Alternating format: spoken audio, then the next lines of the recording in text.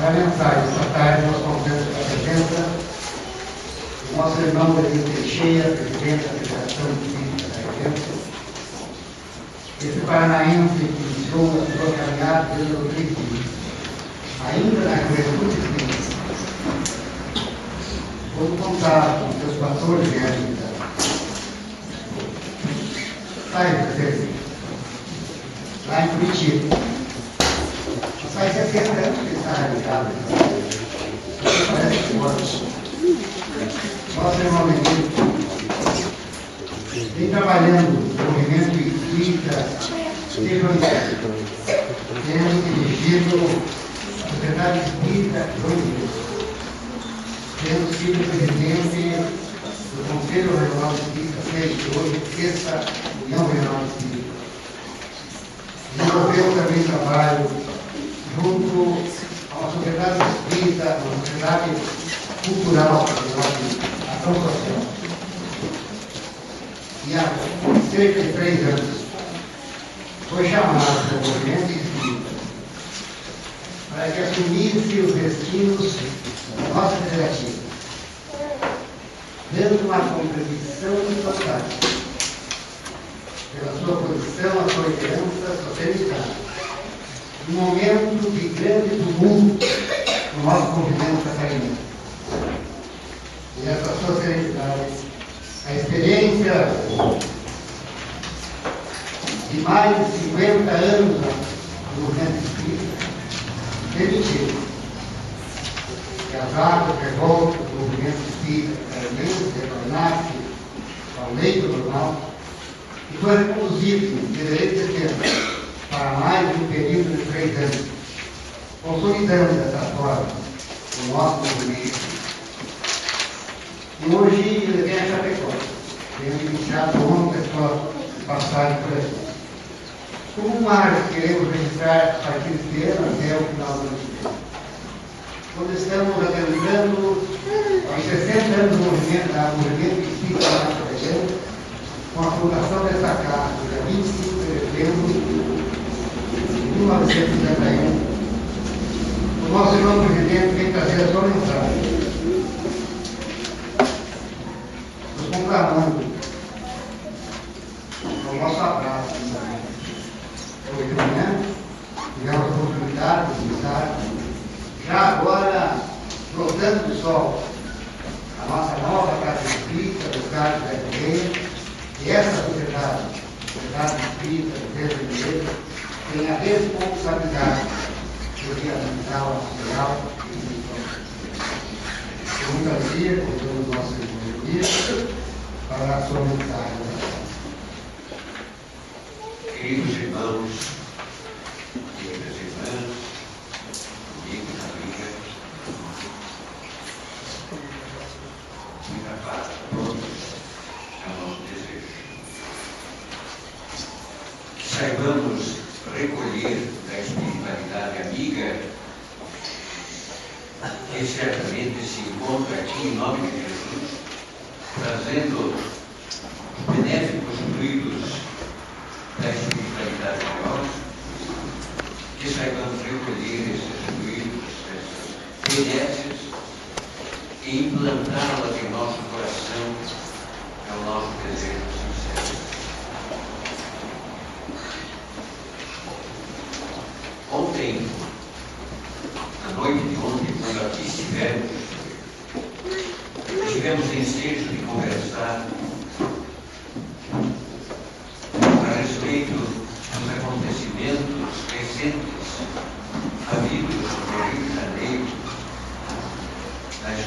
numa escola do bairro Realengo, quando várias crianças foram violentadas pela arma de fogo, vindo 11 a desencarnar. Conversávamos sobre isso e mostrávamos a necessidade, dentro da previdência divina, de solucionar algumas questões individuais que as criaturas trazem desde outras existências, para saná-las às vezes, um momento tão difícil quanto aparentemente é esse. Dor para alguns que não compreendem ainda a realidade da passagem transitória nossa, espíritos que somos pela passagem. Mostramos esses aspectos, conversamos a respeito disso, e na saída, o nosso irmão Calpiva mencionou, dentre um diálogo que ali tínhamos, um texto, uma frase, uma expressão de Joelmir Petting. E isso nos fez lembrar que Joelmir Petting, esse cronista, comentarista, que há várias décadas vem impressionando o Brasil com a sua serenidade também, com a sua maneira peculiar de trazer os assuntos graves de uma maneira serena, a manter as criaturas informadas. Dizia ele, certa feita, não foi esse o diálogo que nós tivemos com o nosso livro, mas esse nós queremos lembrar. Dizia ele, certa feita, que nós, brasileiros particularmente, nós do lado ocidental da Terra, não sabemos planejar. Os orientais, sim. Os orientais planejam tudo o que fazem. Dizia ele então, reafirmava ele, que no Japão, na China, no Médio Oriente também, 80% do tempo despende-se planejando, para os 20% restantes executar corretamente aquilo que se planejou. Mas nós, do Ocidente, somos mais largados. Nós começamos a fazer um planejamento, esquecemos dele, começamos a realizar o nosso projeto e não concluímos porque o planejamento não foi feito, não sabemos nem onde chegar, não sabemos os objetivos, não sabemos isso, não sabemos o tempo que levará. Dizia um amigo meu, há anos atrás também, quando então éramos consultores de empresas, dizia ele que não planejava. É claro que ele falava como brincadeira, mas a expressão dele serviria para a nossa meditação também. Não planejo porque sempre que eu faço planejamento, só a metade dá certo. E como eu não sei qual é a metade que vai dar certo, eu não planejo. É um expediente, evidentemente, não conveniente para a nossa planificação do dia a dia.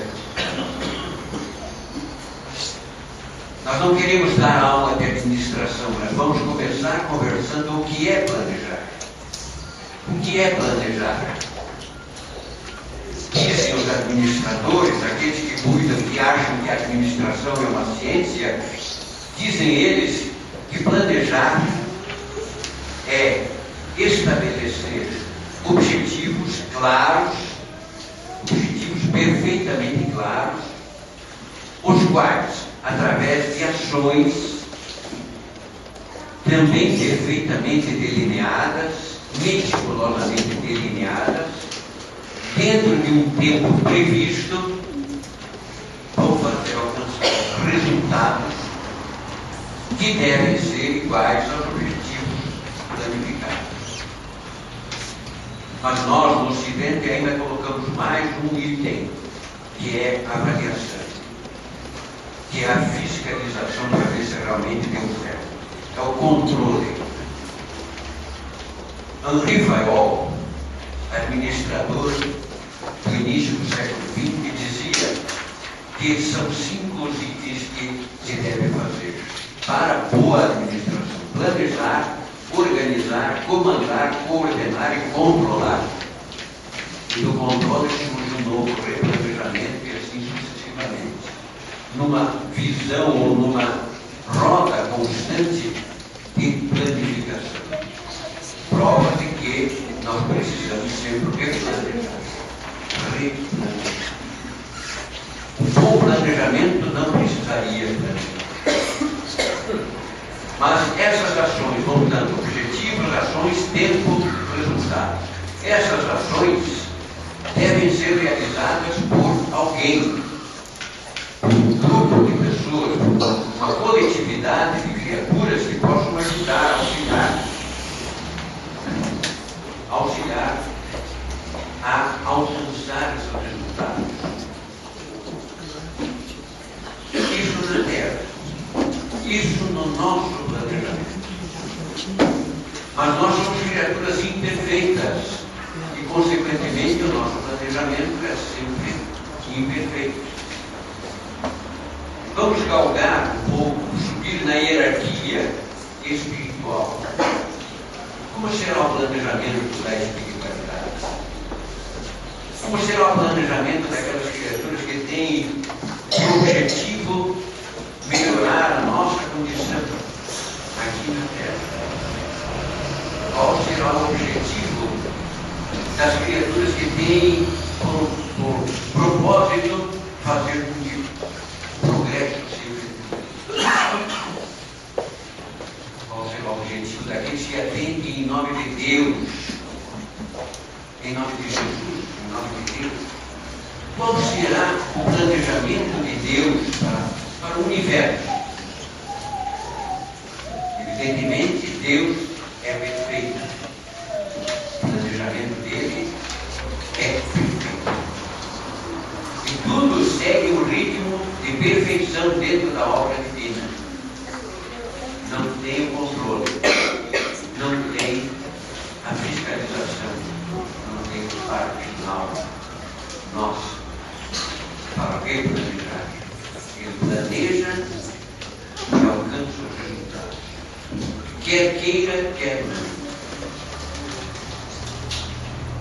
Quer queiramos, quer não. No livro A Gênese, o Sr. Allan Kardec escreveu, no capítulo 18, que os acontecimentos que têm por fim o progresso da humanidade, que interessam a humanidade, têm a regulá-los a providência divina. Então, todos os acontecimentos que na Terra ocorrem, neste planeta de prova de expiações ocorrem, têm o olhar de Deus, a presença de Deus, o plano de Deus sendo estabelecido.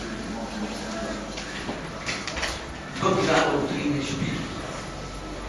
Evangelho segundo o Espiritismo, capítulo 5, capítulo 4, item número 25.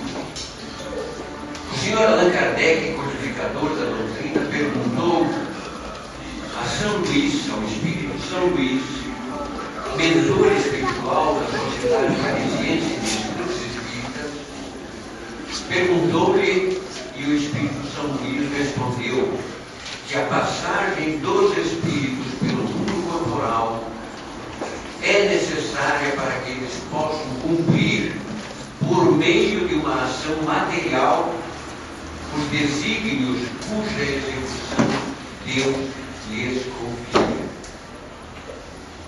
Nós, espíritos, portanto, embora envergando agora uma capa, uma vestimenta material, estamos aqui, mercê da misericórdia de Deus, para cumprir algum tipo de missão. Todos nós somos missionários, pequenos ou grandes missionários, mas todos nós temos uma tarefa a cumprir dentro deste plano. As ações têm que ser executadas, agentes. E esses agentes, muitos deles, somos nós, criaturas humanas. Num capítulo adiante, no mesmo Evangelho segundo o Espiritismo, e coincidentemente, também item 25, o Espírito François Genésio, em meio à sua mensagem, diz: lembrai-vos que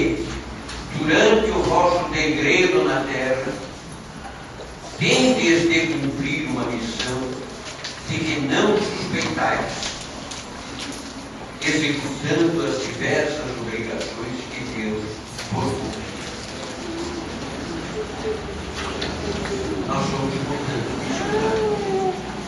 Nós somos, portanto, criaturas enviadas por Deus na face da terra. A nossa encarnação nesta época, neste momento, início do século XXI, começo do terceiro milênio, não foi por acaso. Não fomos jogados à face da terra como um caminhão que descarrega sua carga. Não. Temos aqui propósitos determinados, definidos, delineados dentro do planejamento estabelecido por Deus e que é executado pelos Espíritos superiores, orientando-nos nesse mistério. Então, a nossa atuação aqui é importantíssima, não podemos esquecer desse detalhe. Estamos atravessando agora um dos momentos mais significativos na história da humanidade terrena. Os Espíritos nos avisaram, desde há 200, 300 anos atrás, que os tempos estavam próximos. Os tempos estariam chegando. O advento da doutrina que os Espíritos citaram veio exatamente para secundar esses novos tempos, essa nova era que estava surgindo. E nós fomos chamados. Joana de Ângeles, numa mensagem belíssima, no livro Após a Tempestade, capítulo 24 dessa obra, chamado Os Trabalhadores do Senhor, assinala a nossa posição de criaturas chamadas para o trabalho, já em várias outras ocasiões também, mas falimos lá no passado, quando Francisco de Assis esteve entre nós, estávamos juntos a ele, ouvindo a sua mensagem de humildade e fazendo. Quando o Santo Agostinho esteve entre nós, quando Vicente de Paulo esteve entre nós, e quantas vezes fomos chamados, e quando veio a mensagem da revelação trazida pelos Espíritos, a revelação espírita, fomos novamente chamados no século XIX, mas nos importamos única e exclusivamente com a fenomenologia, com as mesas que dançavam, com os ratos, com as batidas das paredes, com os objetos que meditavam, com os médiuns, e esquecemos da parte principal, que é mesmo a Joana de Ângeles, uma outra obra, Mestre conosco, no capítulo intitulado Fenômeno e Doutrina, disse claramente: o senhor Allan Kardec, codificador da doutrina, extraiu da fenomenologia o maior dos fenômenos, a doutrina espírita. Este é o fenômeno. Voltando a nós, então, agora, neste momento crucial da história da humanidade, momento em que estamos atravessando uma fase para um mundo de regeneração que deve se estabelecer dentro em pouco na face da Terra. O nosso papel, evidentemente, deve ser o de agentes cumprindo as obrigações que Deus nos deu. Nós nos perguntamos intimamente, costumamos nos perguntar, mas qual a minha missão? Nós somos levados, conduzidos para isso, conduzidos para esse trabalho. Não precisamos nos preocupar com isso. Há missões dentro da casa espírita, há missões dentro do lar, há missões dentro da profissão que desempenhamos, há missões as mais diversas. Não nos preocupemos. O trabalho está sendo desenvolvido. Procuremos fazê-lo da melhor maneira, claro. Então, uma nova ordem de coisas agora está para acontecer no espaço da Terra. Isso porque, conforme as soberanas leis estabelecidas por Deus, estaremos dentro em breve com o mundo de regeneração.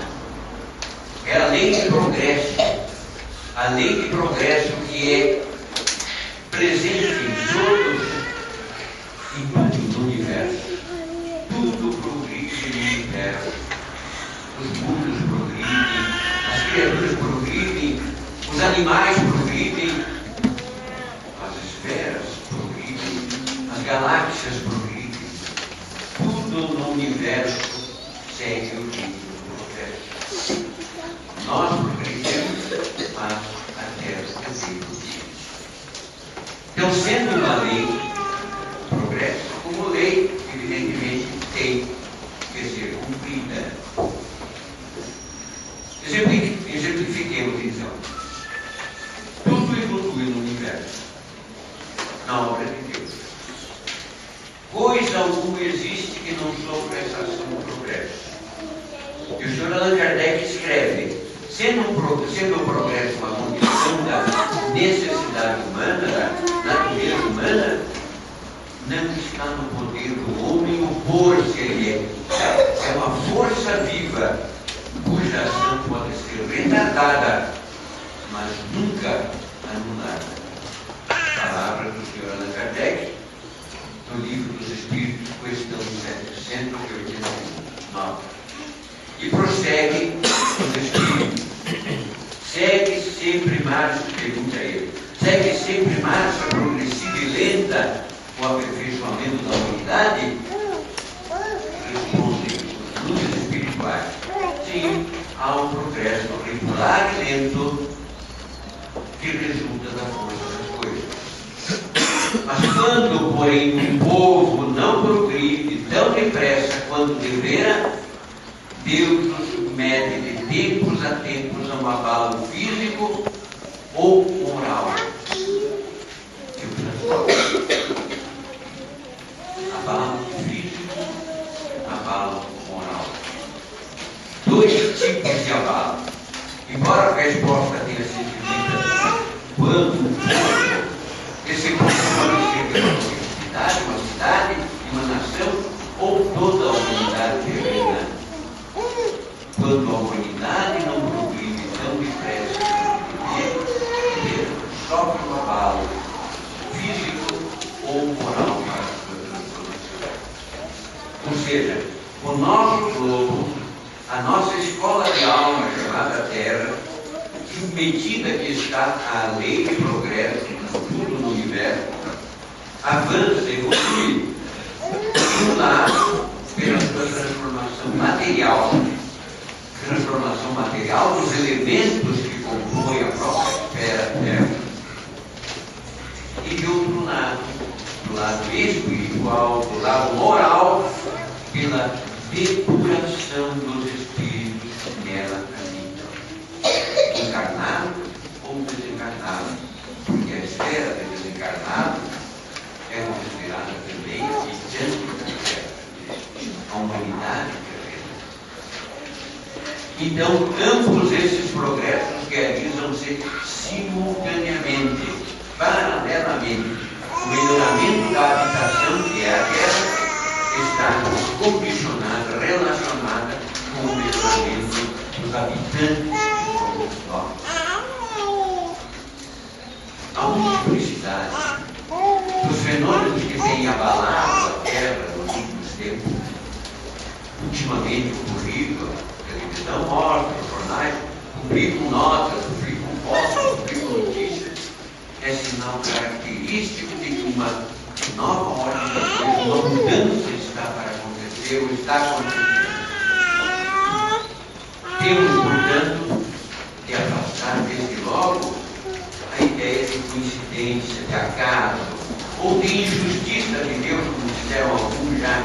Deus é injusto que abalar o mundo daquela maneira, abalou o povo, tudo. É obra divina e injustiça. Veja quantos pereceram.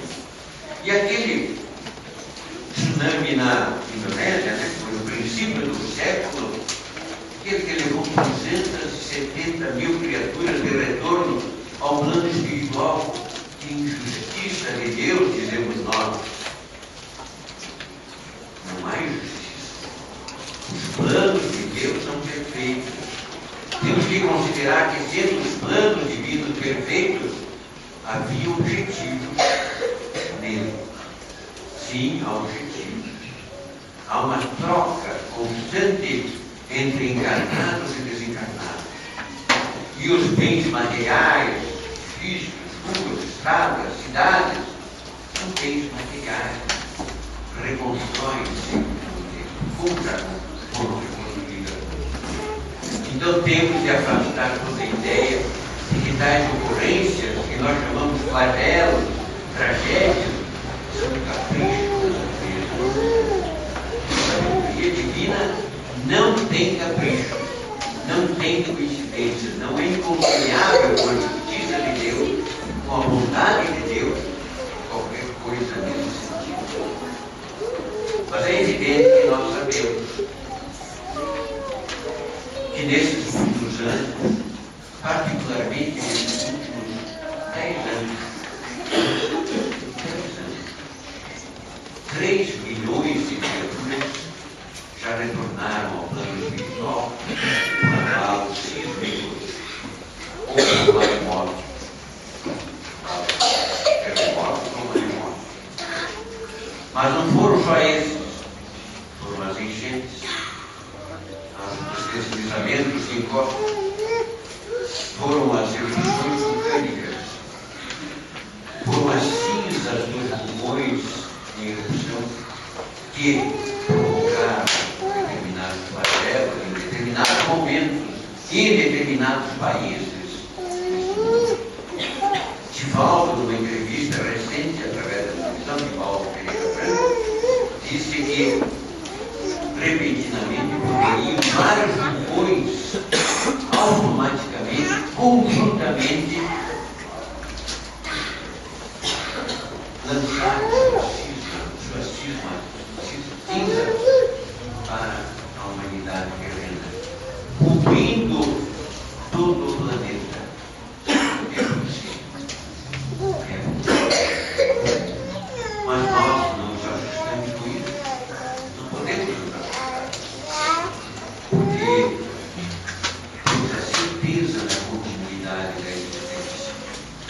Temos a certeza de que o mundo não vai se acabar em 21 de dezembro, no ano que vem. É isso? 21 de dezembro? Segundo disseram, 21 de dezembro é a data fatal. Não sei, eu acho que é a data fatal para um novo mundo do qual nós vamos participar se tivermos a coragem de continuar cumprindo o nosso trabalho. Então os abalos da natureza vêm ocorrendo, irmãos e irmãs. E isso está dentro do plano de Deus, do planejamento de Deus. O Sr. Allan Kardec perguntou na questão 737 do livro Espírita: com que finalidade fere Deus a humanidade por meio de flagelos destruidores? Respondemos espíritos tranquilamente. Lembremos das ações aqui.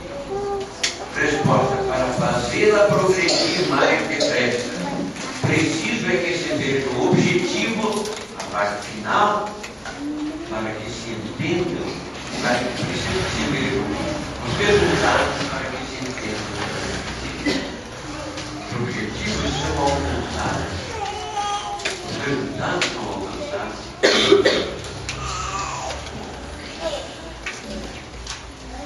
Joana de Ângeles, novamente. Sob o ponto de vista espiritual, esses flagelos têm objetivos saneadores, que removem as pesadas cargas psíquicas existentes na atmosfera e que o homem elimina e aspira, intoxicando-se constantemente. As leis divinas utilizam métodos purificadores e liberativos que a nós pareceriam injustiça assalto das chamadas correr. Olhamos precipitadamente para esse número e esquecemos dos grandes objetivos para esse projeto. Livro A Gênese da Glorificação, Espírito Último da Glorificação, capítulo 3. Sendo Deus todo bondade, justiça, sabedoria, o que dele procede deve participar desse projeto. O que é infinitamente bom, justo e sábio não pode produzir nada que seja ininteligente, injusto ou mal. Mas muitas vezes se nos afigura mal e injusto a nós, homens, aquilo que consideraríamos justo e admirável se reconhecêssemos os objetivos e o resultado. Nós não conhecemos. Deus conhece. Nós estamos sendo agentes da vida. E então dizemos com o Sr. Allan Kardec: deveríamos admirar e enaltecer os desígnios de Deus, que do mal, aparentemente mal, faz sair o bem. É como Jesus havia dito, conforme o evangelista João anotou em seu capítulo 16. A mulher, quando está para dar à luz, sente dores, porque chegou a sua hora. Mas quando a criança nasce, ela esquece a angústia pela alegria dessa criança ter vindo ao mundo. Não é mesmo, mulheres, mães, aqui presentes?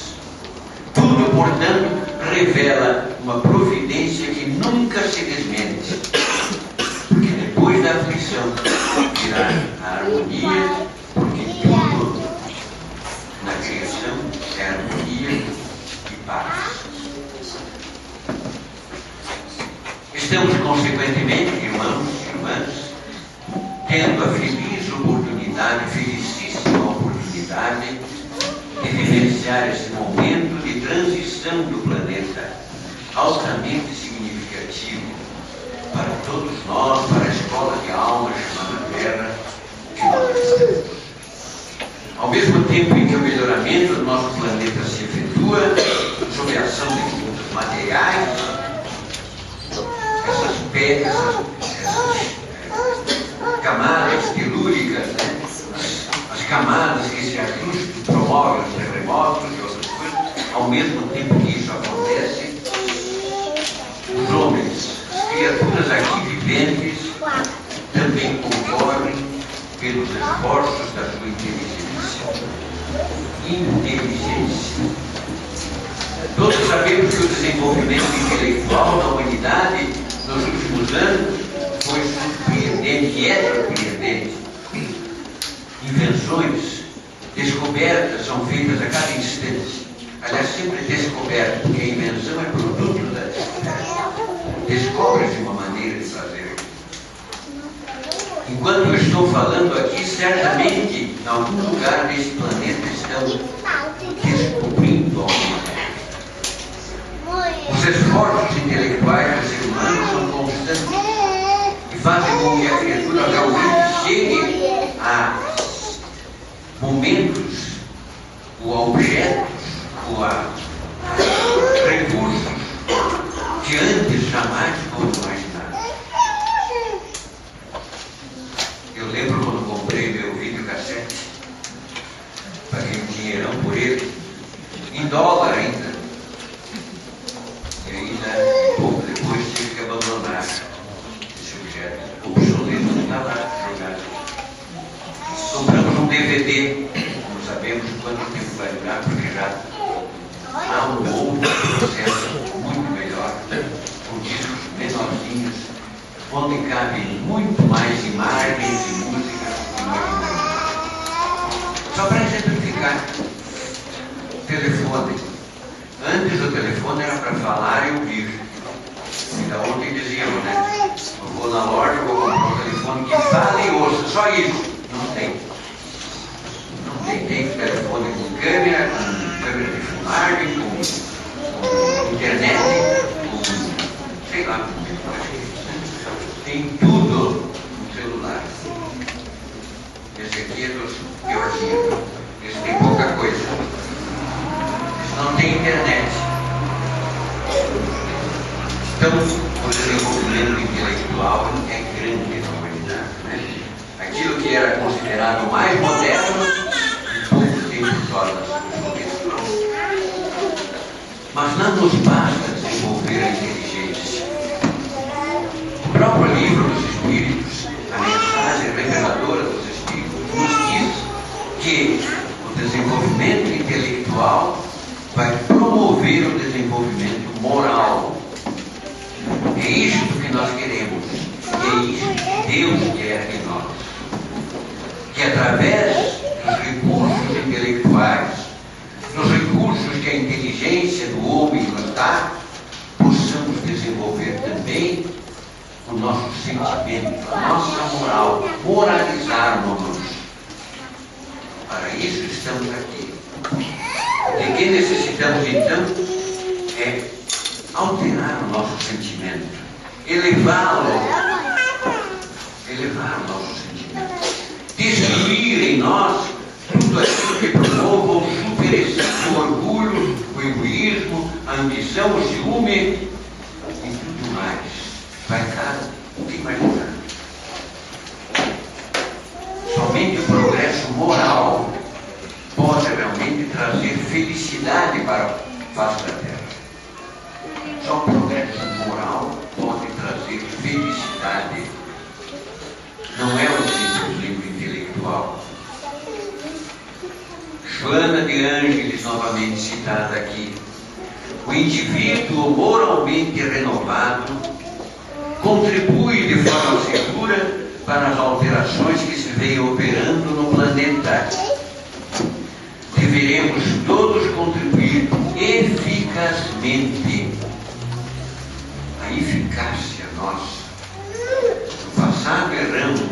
No passado tínhamos missões e esquecemos delas. Não as realizamos convenientemente. Agora é exigida a nossa eficácia. Temos que ser eficazes. Somos missionários de Deus e estamos em colaboração com os emissários do bem que operam em favor da grande transição. Na verdade, nós já estamos, por intuição talvez, chegando, contribuindo mais ou menos, né, nessa situação. Porque vemos que, apesar das revoluções físicas do globo, caminham as aspirações mais elevadas do ser humano. A palavra solidariedade, por exemplo, já não é uma palavra já existe na boca do ser humano, no desejo, no anseio, no coração da criatura, a solidariedade. Mesmo que seja lá no Japão, somos solidários com aqueles irmãos nossos lá do outro lado do nosso planeta. Já não é tão estranha então essa palavra, assim como a da fraternidade, a compreensão, o respeito ao semelhante. E isso surge por toda parte. Aqui no Brasil, por exemplo, só para exemplificar o que acontece aqui no Brasil existem cerca de 250 mil organizações não governamentais, ONGs, a maioria ligada ao bem-estar do semelhante, seja na área da saúde, da educação ou simplesmente da promoção social. Esses dias vimos uma reportagem, uma entrevista, aliás, numa organização dessas, não governamental, onde os trabalhadores são voluntários. Havia uma fila de 2.800 candidatos para serem voluntários nessa ONG. É uma maravilha isso. Perdão pela palavra, entre aspas aqui, né? O ser humano está acordando para a ajuda aos semelhantes. para visitação a hospitais, a presídios, dar um conforto, um consolo aos nossos irmãos que lá estão, que cometeram equívocos, como nós cometimos no passado, e a lista, outros que estão em seus lares, presos às condições difíceis da família, outros, enfim, que lutam com alguma dificuldade financeira mesmo, todos para dar ajuda. Nós estamos ajudando, nos autoajudando nesses momentos. As leis sociais foram renovadas no Brasil e melhoradas desde a promulgação da Constituição de 1988. E surge a Lei Orgânica da Assistência Social, a LOAS. E através da LOAS, regulamentada devidamente, embora demora na regulamentação, mas começam a surgir os conselhos municipais, estaduais, nacionais, conselho de saúde, conselhos de cidadania, enfim, de promoção do indivíduo, de garantia dos direitos do indivíduo, seja na área, seja para o idoso, seja para a criança, para o adolescente, para a mulher, para o portador de deficiência física e outros mais. São conselhos onde a população toma parte voluntariamente, auxiliar. O sentimento de espiritualidade desabrocha no âmago das criaturas. E todos nós começamos a perceber no íntimo que somente esse progresso moral realmente é que vai nos beneficiar, vai trazer a sonhada felicidade a todos nós. Apesar de um contraste necessário, existir ainda muita dor, muita desorganização no seio da sociedade.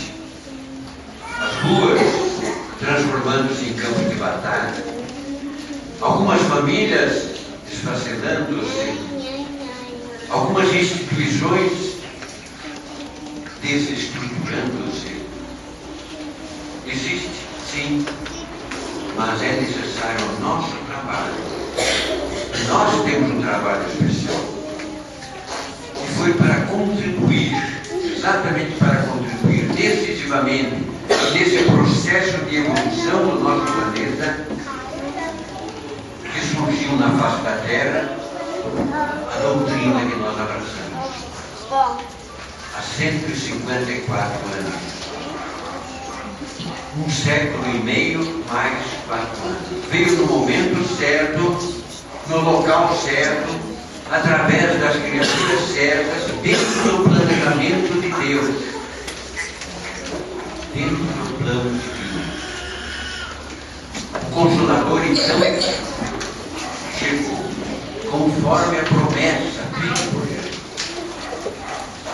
Não vos deixarei órfãos, rogarei a meu Pai, e Ele vos enviará outro Consolador, o Espírito de verdade, que o mundo não pode receber porque não o vê, que absolutamente não o conhece. Mas vós o conheceis, e apontava para os discípulos ali presentes, falando com suas almas, com seus espíritos. Vós o conheceis porque Ele habita convosco e estará em vós. Quando vier o Consolador, quando vier o Espírito de verdade, Ele vos dirá toda a verdade. E disse mais Jesus: até agora eu vos tenho falado por meio de figuras, mas chegará um tempo em que não mais usarei esse tipo de linguagem, e eu falarei abertamente a respeito de toda a verdade. E o Consolador chega à face da terra. O Espiritismo surge, então, exatamente para secundar, como nós dissemos, esse movimento de regeneração moral, para desvendar novos horizontes para a criatura humana, ávida que está no corpo de paz. Evangelho segundo o Espiritismo, capítulo 1, item 8. São chegados ensinamentos do Cristo têm que ser completados. É toda uma revolução que se opera e trabalha os espíritos. Após uma elaboração que durou mais de 18 séculos, chega à sua plena realização e vai marcar uma nova era na história da humanidade. Observe bem, uma elaboração que durou mais de 18 séculos. 18 séculos preparando a vinda desse Consolador para, enfim, chegar a todos nós. Mostrar-nos o caminho desse desenvolvimento moral. Livro A Gênese da Codificação. Pelo seu poder moralizador, pelas suas tendências, pela amplitude das suas vistas, pela generalidade das questões que abrangem, o Espiritismo apresenta-se como um recurso ímpar no movimento de regeneração da humanidade. Mas a doutrina, por si só, não pode fazer nada. Nada pode. A doutrina é bela, é linda, bonita, mas ela sozinha não pode fazer nada. É necessário que ela seja operacionalizada. E para operacionalizar a doutrina, nós temos os espíritas, ou os simpatizantes da doutrina, os agentes daquelas ações estabelecidas por Deus, os trabalhadores. Somos chamados na hora certa, na cidade certa, no centro espírita certo, na casa certa, no trabalho certo. Somos chamados naquele momento, é a missão que vamos desempenhar para realizar ações dentro dos desígnios estabelecidos por Deus. Novamente, Evangelho segundo o Espiritismo. Mensagem de François de Geneve. Já que citei essa, né? Lembrai-vos que tendes uma missão a realizar na terra. Temos definidas então as nossas funções, mas não as temos desempenhado de modo eficaz, de modo competente. Falta-nos aquela eficácia. A parábola dos talentos que Jesus trouxe a nós demonstra claramente isso. A um, o Senhor entregou 5 talentos. A outro 2 e o terceiro 1.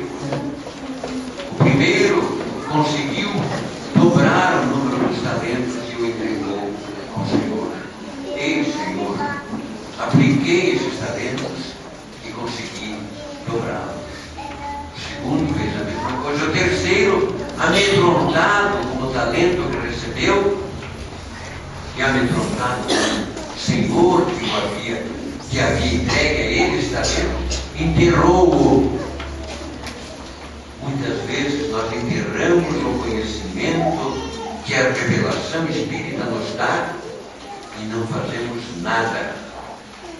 Não conseguimos expandir essa verdade aos nossos semelhantes.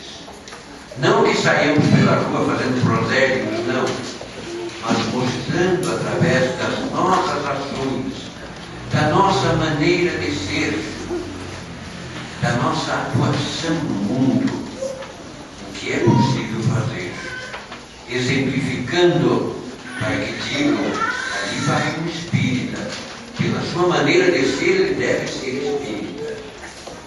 E assim tem acontecido no mundo. É por isso que os espíritos amigos, em nome de Deus, nos têm advertido constantemente.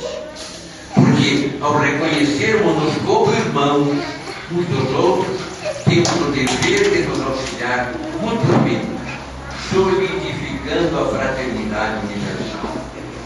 Devemos nos transformar em exemplos de trabalho, exemplos de alegria, de felicidade para todos, e cooperar, sim, para que as sombras que ainda envolvem o mundo sejam diminuídas face à presença do sol da imortalidade que a doutrina espírita nos traz. Os espíritos que habitam a terra estão sendo também substituídos por outros. E por isso as grandes calamidades levam muitas criaturas para a dimensão espiritual. Estão sendo substituídos por outros mais elevados, que a impulsionarão pela trilha do progresso, dando lugar a essa nova era, como foi dito, de paz e felicidade. E ainda, perto de finalizar aqui, e ainda segundo Joana de Ângeles, missionários do amor, missionários da caridade, estão encarnando neste planeta. Muitos milhões já encarnaram para tornar esta fase mais amena, proporcionando condições dignificantes e estimulando o nosso avanço para frente. Em toda parte desse plano divino, uma destinação inevitável que expressa a ordem universal e a presença de uma consciência cósmica atuante. Então, essa grande presença, em plena realização, erradicará o sofrimento nas paisagens espirituais do planeta. O tempo urge dentro desse planejamento divino. Não nos detenhamos, é a voz que nós ouvimos dizer.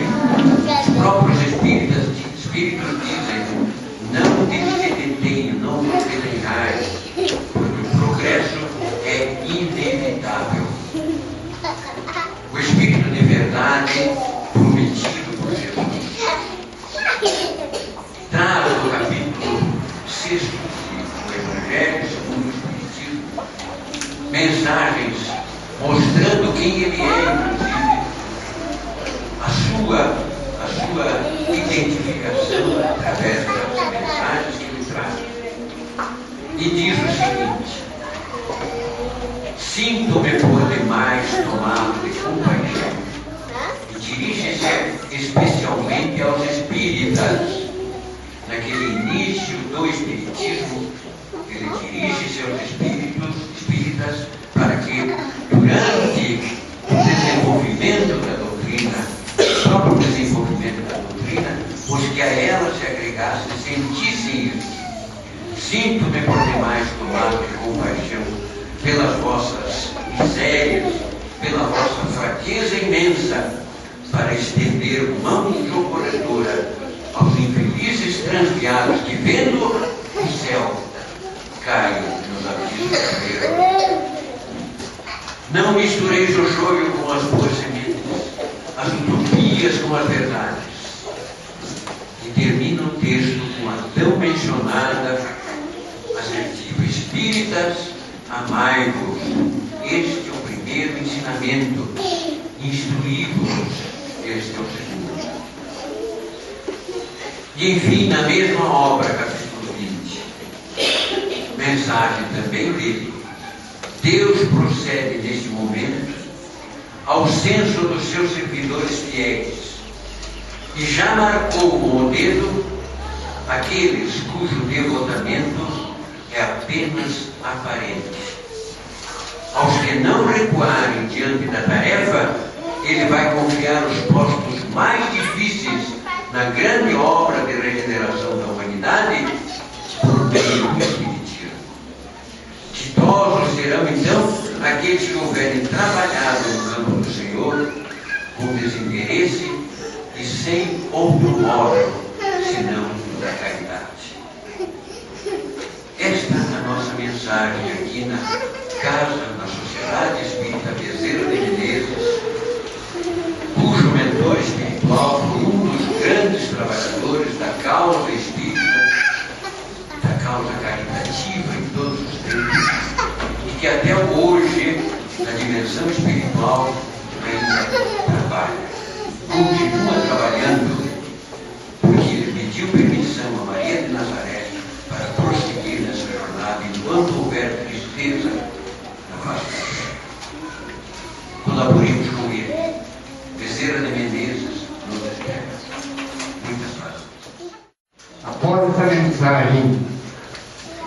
Esse é o momento de reflexão, em que somos assistidos pelos Espíritos benfeitores. Desde que adentramos na Espírito, vamos conduzir o passe de forma coletiva, já que recebemos a energia dos irmãos espiritualizados.